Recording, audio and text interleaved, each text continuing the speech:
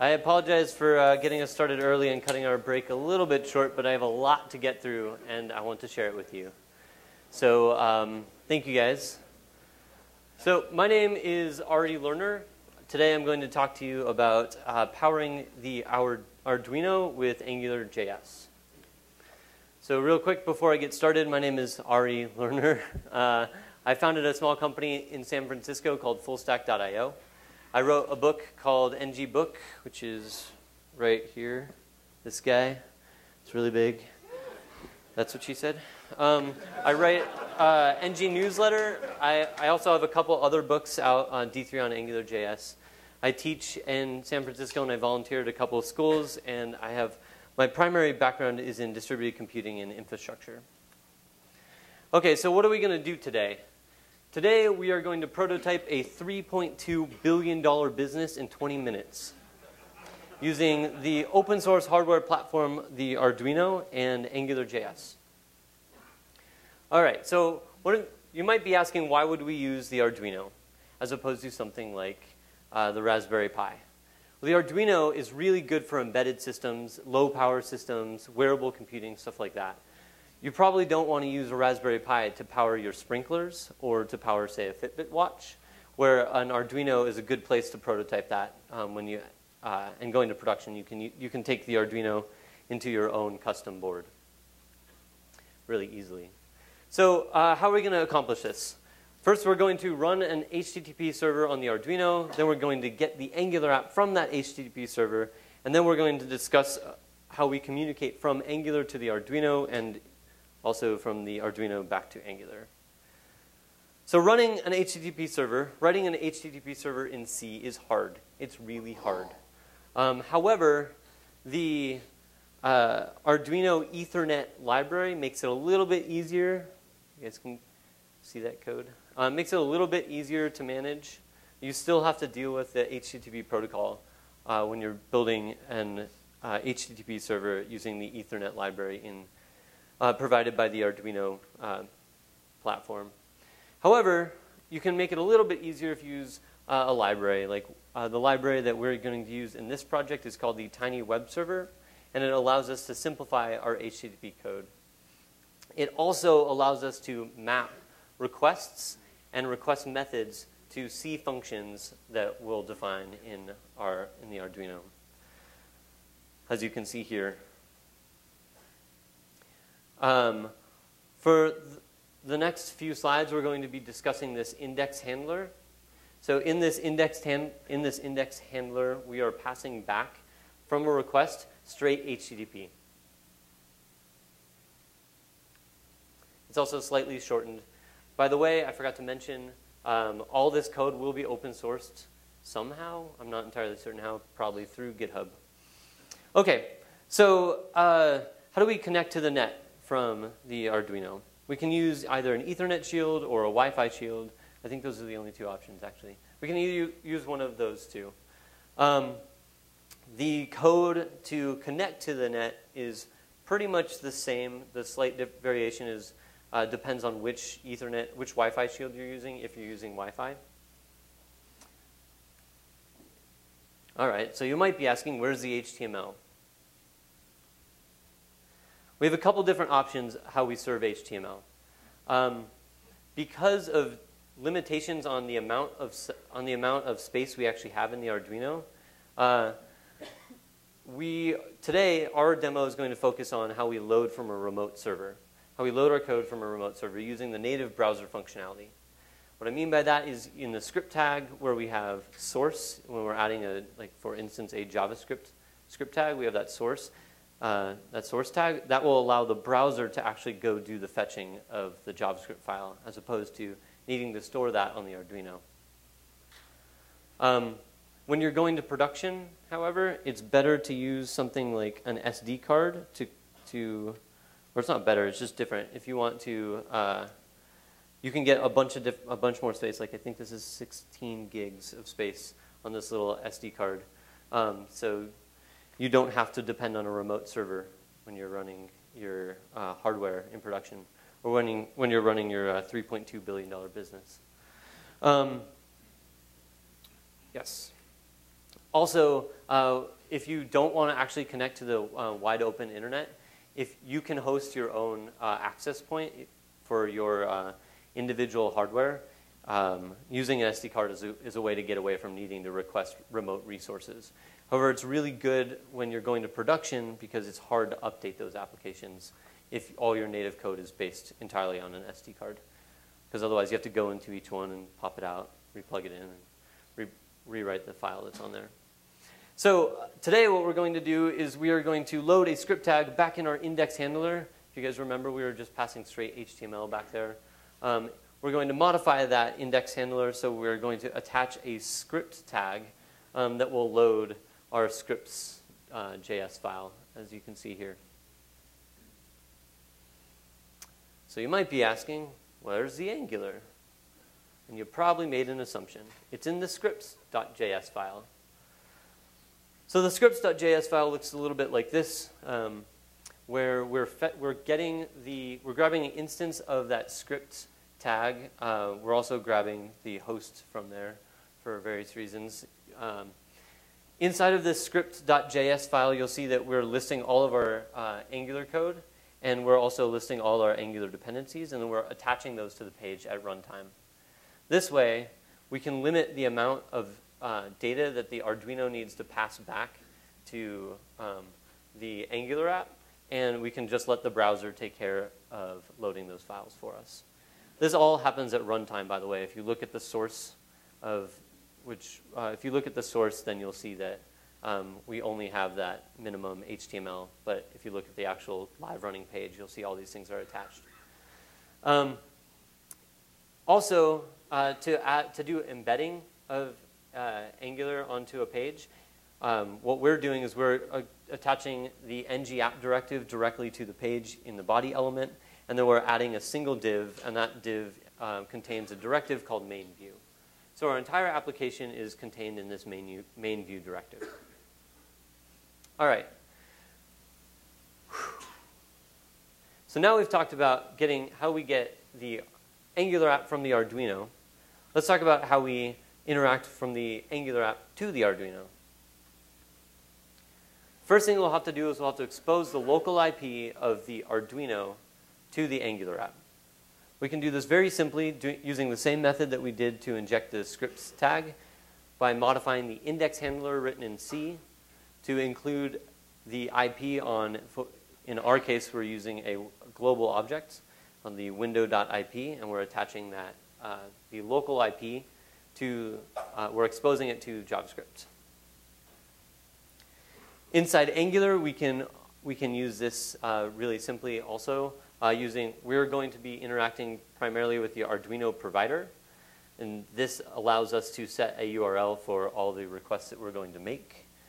And so when the application boots up, we can set the root URL using that window IP that we get from the Arduino. All right, taking a quick step back from our project for a minute. Pretty much there's three things that we're doing when we're hardware hacking. We are either turning a pin on, turning it high, we're turning a pin off, making it low, or measuring pin voltage. And we're going to do all three of those. First, how do we get pin status? What we can do is we can make a request to that HTTP server, and we can return the data, whatever data we get back from that HTTP server, we can return that.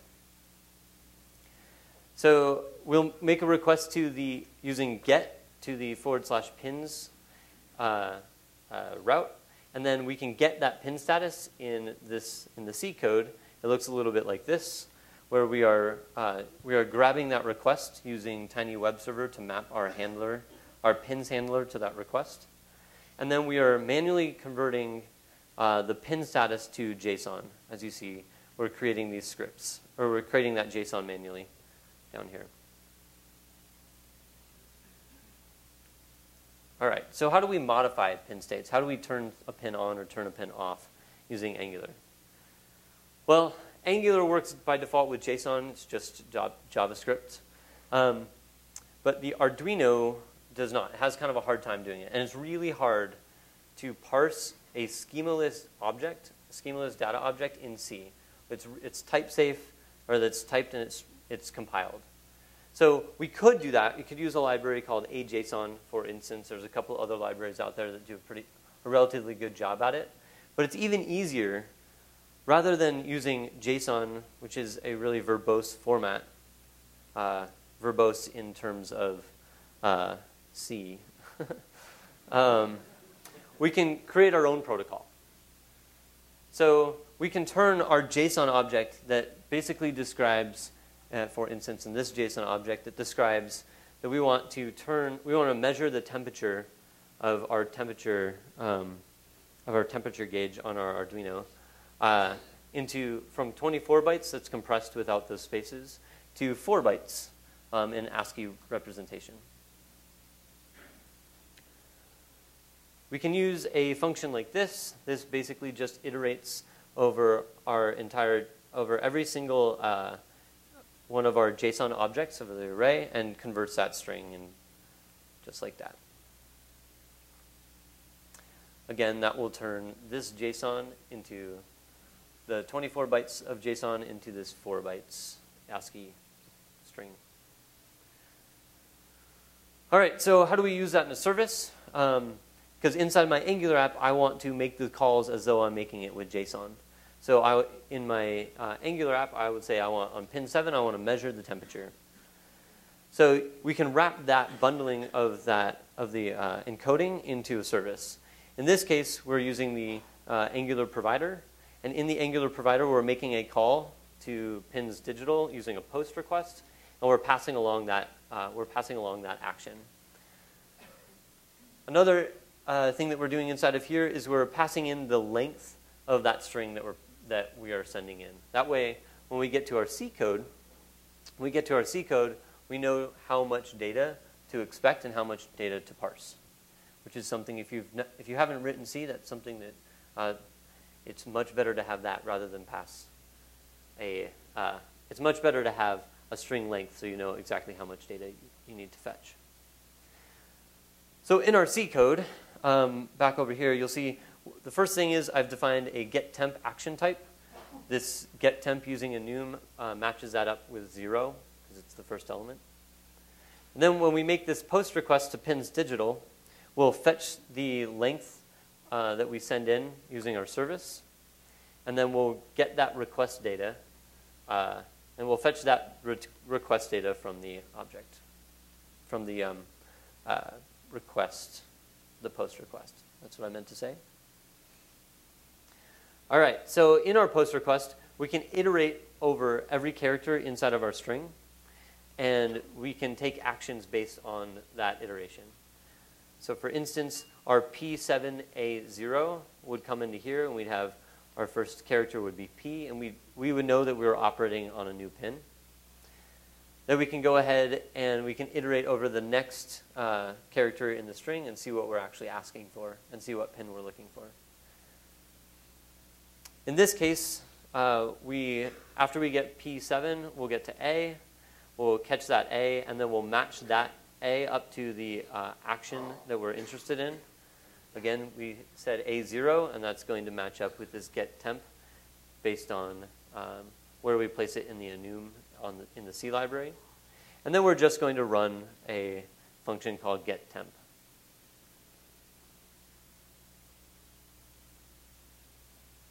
So this is kind of what the getTemp function looks like. This is a little bit stripped down because we're not doing any CRC checks. We're not doing any. We're not checking in this code. We're not checking to make sure that the temperature sensor is actually ready to go. We're just assuming it's ready to go. Again, all this source, the entire source will be available open source, so you can see exactly how we're doing it. Great. Finally, we want to show our data in a meaningful, sexy way. So let's take a look at the application. All right. So make sure this guy is up.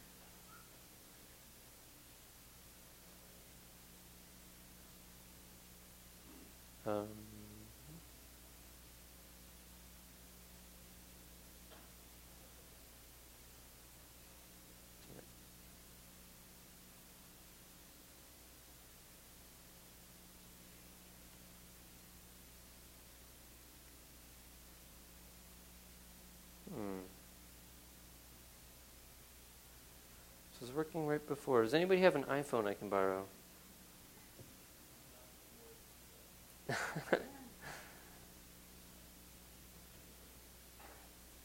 Or can we get a camera? Oh, sweet. Let's try this.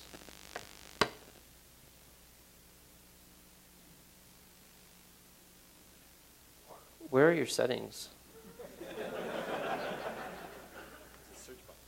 Oh, yeah, there's a search box. That's right.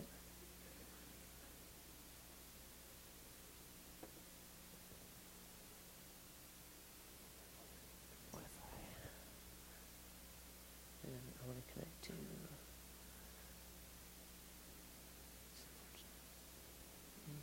TP link. Let's try this guy. Okay.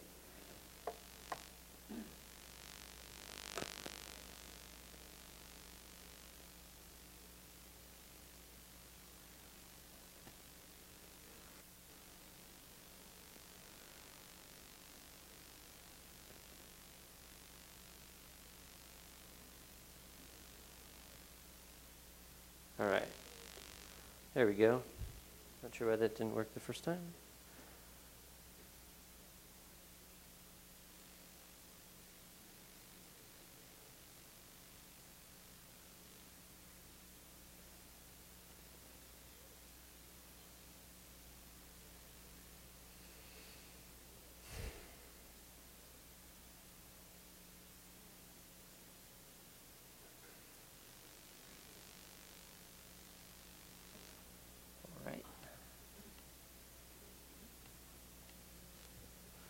All right, well, in a minute I might have to just not zoom in on this guy. There we go, hooray. All right. All right, so this purposely, just took a photo of it. Purposely, this is how we can get a close-up zoom of what I'm actually talking about here. So you'll see here we have, hopefully it steadies, there we go. So we have our Ethernet shield sitting on top of our Arduino. See down there? And we have a couple LEDs right there. And we have our temperature sensor right here. And this is an example of a Wi-Fi shield. All right. So if we come back to our Angular app, you'll see we have these two controls. If this was hooked up to an HVAC, you would probably hear the HVAC go on as we turn up the temperature and go off as we lower it.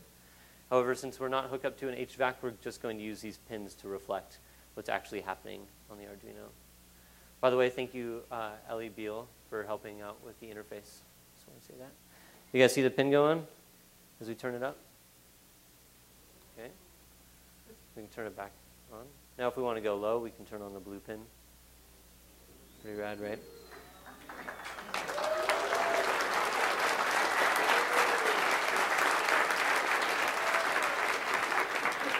And then to kind of prove that we are actually, this is sending data from the Angular app to the Arduino. To prove that we are also, we're also fetching, we're fetching data from the Arduino and sending it back to the Angular app.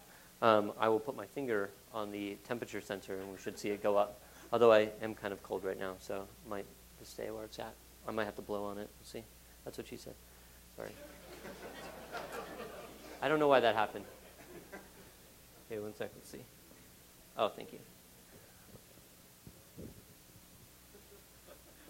There we go.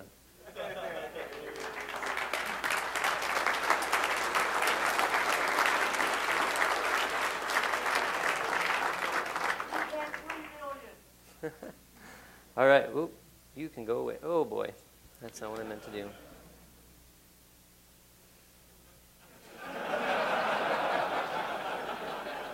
I pretty much deserve that.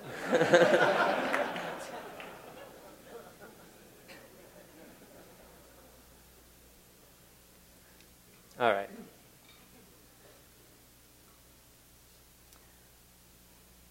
All right, so that's our demo right there. That was a backup just in case. All right, so how can we show our meaningful interface in a really sexy way? We can use something like D3. This is a shortened version of our D3 directive and our D3 service that we're using inside of our app. If you're interested in learning more about how to hook up D3 to Angular, I have co-authored a book called D3 on AngularJS. It's available now. Also, as I mentioned before, I wrote a book called NG-Book. It goes really in depth into Angular and is really intended on serving both beginners and experts alike. It's a really nice introduction to Angular in the beginning chapters, and then head first into really advanced topics. So regardless of what stage you're at in Angular, this book is for you. Awesome. Thanks, guys.